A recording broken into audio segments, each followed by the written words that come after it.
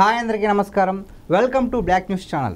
నా పేరు రామకృష్ణ. ప్రస్తుతం మనతో పాటు గెస్ట్గా ఉన్నారు రామబ్రహ్మం గారు. సార్ నమస్తే. సార్ నమస్తే అండి. సార్ మొన్న రీసెంట్గా NTR trust euphoria musical night అనే కార్యక్రమం అయితే జరిగింది. సో దానికి గెస్ట్గా పవన్ కళ్యాణ్ గారు వెళ్ళారు. సో అక్కడ అందరినీ ఆకట్టుకునే విషయం ఏంటంటే పవన్ కళ్యాణ్ గారు బాలయ్య గారి అట్రాక్షన్ సార్. సో వారి బాండింగ్ గురించి మీరు ఏమంటారు?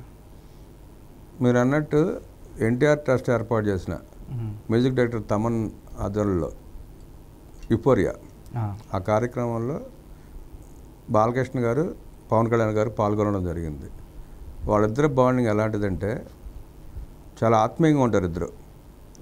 ఆ సందర్భంగా పవన్ కళ్యాణ్ గారు మాట్లాడుతూ బాలయ్య అని పిలవమంటే కూడా నేను సార్ అనే పిలుస్తానని చెప్పి వ్యాఖ్యానించారు ఆయన. అంటే ఆ ఒక్క మాటతో అర్థమైపోతుంది బాలయ్య గారు అంటే ఎంత ప్రేమ. బాలయ్య గారిది చిన్నపిల్లాడి మనస్తత్వం అయితే పవన్ కళ్యాణ్ గారిది కూడా అదే మనస్తత్వం. అందుకే వాళ్ళిద్దరు బాండింగ్ అట్టా కలిసిపోయింది. ఆ సందర్భంగా ఆయన గుర్తు చేసుకుంటూ బాలకృష్ణ గారు చేస్తున్న సేవా కార్యక్రమాలు నాకు ఇన్స్పిరేషన్ అని కూడా ఆయన అన్నారు. బాలకృష్ణ గారు చేసే ఈ ప్రచారం ఉండకపోయినా ఆయన NTR Basavatarakam hospital, cancer hospital ఆయన చేస్తున్న సేవ చాలా విశిష్టమైనది. అది చెప్పాలంటే దేశంలో నెంబర్ 1 హాస్పిటల్గా తీర్చిదిద్దారు ఆయన. మంచి హాస్పిటల్ని నెంబర్ 1 స్థాయికి తీసుకొచ్చారు ఆయన. క్యాన్సర్ ఇన్స్టిట్యూట్లో, క్యాన్సర్ హాస్పిటల్స్లో దాని అంత మంచి హాస్పిటల్ మీరు ఇండియాలో ఎక్కడ చూసి ఉండరు. అంత అద్భుతంగా ఉంటాయి సేవలు అక్కడ. ముఖ్యంగా బాలకృష్ణ గారు చైర్మన్ అయిన తర్వాత చాలా విస్తృతపరిచి ఫండ్ రైజ్ చేయడం కానివ్వండి, ఆయన ఇవ్వడం కానివ్వండి, హాస్పిటల్ చాలా అద్భుతంగా తీర్చిదిద్దారు. అదే క్యాన్సర్ హాస్పిటల్ని విజయవాడలో కూడా త్వరలో ప్రారంభించబోతున్నారు. ఆ సేవలను చూసి ముగ్ధుడయ్యానని పవన్ గారు పేర్కొనడం కూడా జరిగింది. అవన్నీ ఇన్స్పిరేషన్ తీసుకునే నన్ను అనేక మార్లు బాలయ్యని పిలవమన్నా నేను పిలవలేనట్ల సార్ అంటేనే నాకు ఇష్టం, సార్ అన్న పదమే వాడతానని చెప్పి స్పష్టంగా చెప్పారు ఆయన. ఇక్కడ వాళ్ళిద్దరు అనుబంధం అలాంటిది. ఇద్దరు చిన్నపిల్లలు కలిస్తే ఎట్లా ఉంటుందో బాలయ్య బాబు పవన్ కళ్యాణ్ కలిస్తే అట్లాగే ఉంటుంది. వాళ్ళు మాట్లాడుకునే విధానం కూడా అట్లాగే ఉంటుంది. చూసేవారు కూడా ముచ్చటగా ఉంటుంది. బయట అనుకున్నట్టు అభిప్రాయ భేదాలు అట్లాంటివి ఏమి ఉండవండి వాళ్ళ మధ్యలో.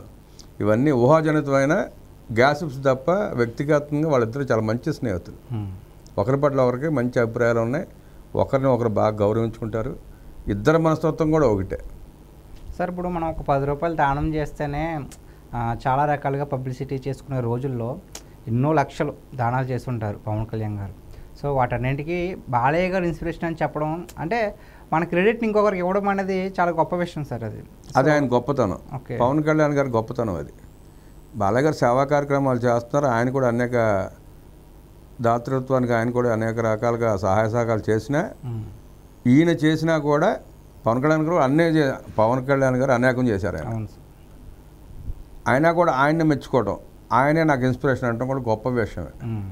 దాన్ని కూడా మనం పరిణలో తీసుకోవచ్చు. ఓకే సార్, చాలామందికి అంటే అనుకునేది ఏంటంటే ఎప్పటి నుంచే కాదు, మీకు ఇంకా బాగా తెలుసుండదు. సో మెగా ఫ్యామిలీకి నందమూరి ఫ్యామిలీకి పెద్ద కప్పాడదు అని అంటే ఇండస్ట్రీలో వస్తున్న టాక్ సార్ అది. సో బట్ ఇప్పుడు చూస్తుంటే చాలా అన్యోన్యంగా ఉన్నారు. చాలా అంటే ఏదో నిజంగా ఒక అన్నదమ్ముల్లాగా ఉన్నారు. సో దీనిపై మీరేమంటారు? ఈనాటి బంధం ఏనాటిదోనని ఆ రెండు కుటుంబాల బంధం, నందమూరి తారక రామారావు గారు అల్లు రామలింగ గారి బంధం 60 సంవత్సరాల బంధం అది. చెన్నైలో కూడా ఇద్దరు ఇళ్ళు ఎదురు బదురు పక్కనే ఉండేవి. ఆ రెండు కుటుంబాలు రామారావు గారు అల్లు రామలింగ గారు చాలా అన్యోన్యంగా చాలా బాగుండేవాళ్ళు, బావ అనుకుంటా. పిల్లలు కూడా చిన్న పిల్లలు. అప్పుడు రామారావు పిల్లలు కానివ్వండి, అల్లు అరవింద్ గారు కానివ్వండి, చిరంజీవి గారి భార్య కానివ్వండి, పుట్టినప్పటి నుంచి కలిసి పెరిగిన పిల్లలు వాళ్ళు. ఇవాళ 50 ఏళ్ళు 60 ఏళ్ళు 70 ఏళ్ళు వచ్చినాయి అందరికీ. ఎక్కడికి పోతుంది ఆ బంధం? మీకు చిన్నప్పుడు ఏర్పడిన బంధం ఎక్కడికి పోతుంది? ఎన్ని కారు కోతలు ఆ రెండు కుటుంబాలను విడదీసే ప్రయత్నం తప్ప ఏం కాదు. అదే బంధం కంటిన్యూ అవుతూ చిరంజీవి గారు బాబు గారు కూడా బాగానే ఉంటారు, బాలయ్య అరవింద్ గారు బాగానే ఉంటారు, పవన్ కళ్యాణ్ అరవింద్ గారు కూడా బాగానే ఉంటారు. ఆ కుటుంబాల మధ్య ఎటువంటి భేదాభిప్రాయాలు లేవండి. ఎన్ని సృష్టించుకున్న మాత్రమే. వైసీపీ వాళ్ళు చేతగానితనంతో వాళ్ళు చేసింది వాళ్ళు చెప్పుకునే పరిస్థితి లేదు కాబట్టి ఇలా కులాల కొంపట్లు, మతాల రాజకీయాలు చేసి ప్రాంతాల వారిగా ప్రజలను విడదీసి లబ్ధి పొందే ప్రయత్నం చేస్తున్నారు. కానీ అది వాళ్ళ వల్ల కాదు. అల్లు అరవింద్ గారి ఫ్యామిలీ కానీ, చిరంజీవి గారి ఫ్యామిలీని కానీ నందమూరి ఫ్యామిలీ నుంచి దూరం చేయలేరు, విడదీయలేరు. వాళ్ళు ఎన్ని కుట్రలు పడినా అది వాళ్ళ వల్ల కాని పని. Okay. So thank you sir. So ఇదండి మన రామరామోహన్ గారి అభిప్రాయం. సో దీనిపై మీ అభిప్రాయం ఏంటో కామెంట్ చేయండి.